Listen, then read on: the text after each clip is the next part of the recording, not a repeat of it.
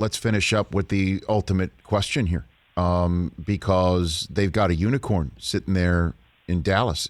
Is the rest of the league sitting here watching this, putting their napkin tucked into their shirts with a knife and fork, thinking that Luka could be had in a couple years? What do you think? I mean, that's what teams do. That's what they always do. This offseason, I think Damian Lillard's that guy that, we're going to be monitoring. And Luka's going to tell the world what they should think with this Supermax extension that again, the information right now is that he still intends to sign it. You're talking about $200+ million. So, if let's say he does sign it, that's going to be a sigh of relief for Mark and the Mavs. And then it's going to be rival teams continuing to monitor all of it. Who do they hire to head up the front office? And today's reporting coming from the New York Times and ESPN was that Mark has kind of looped in all the Mavs fans' favorites, Dirk Nowitzki, Michael Finley, some other trusted advisors, that they had a meeting yesterday to essentially get a game plan going here. That feels like a very natural, smart move.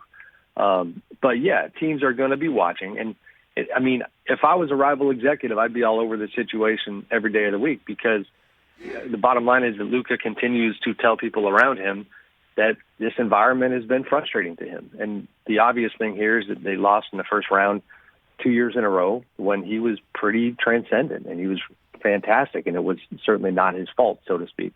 So, the game. Those factors typically lead to drama when it comes to a star player. We'll just kind of see where this one goes. So are you saying that the moves in the last couple of days could actually be read equally as much as we're reading it, that there's been enough dissension that the general manager is now gone, coach follows, that these moves might be made to assure Luka's signature on that Supermax contract, create the circumstances for this? Yeah, that's my own suspicion. And again, that's a smart play, because, listen, when we wrote that he was still, all indications were that he was going to sign the Supermax, it's one of those pieces of information that as I wrote it, you're kind of going, all right, that's what you guys are telling me, but, I don't know. Because we heard stories right out the gate about Luka's reaction to the Donnie decision in particular, and he publicly talked about it the other day. He was very close with Donnie, and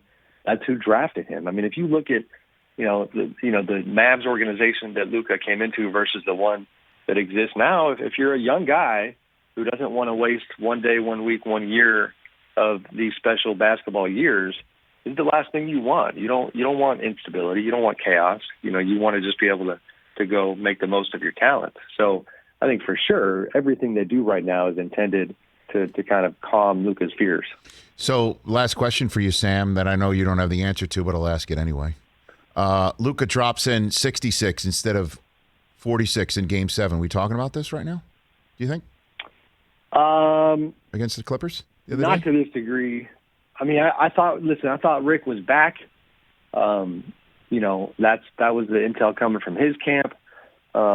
These issues, we were going to write about some version of these issues regardless, whether it was second round defeat. This story's been in the works for quite some time. So that stuff would get out. I think Bob Bulgaris would become part of the narrative. But, no.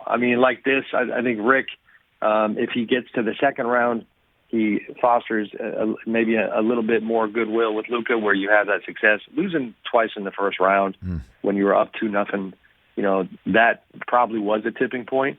But, we'll never know. But I think it probably wouldn't have been this dramatic. Hey, you watched all the way to the end. Thanks for that. Watch more right here.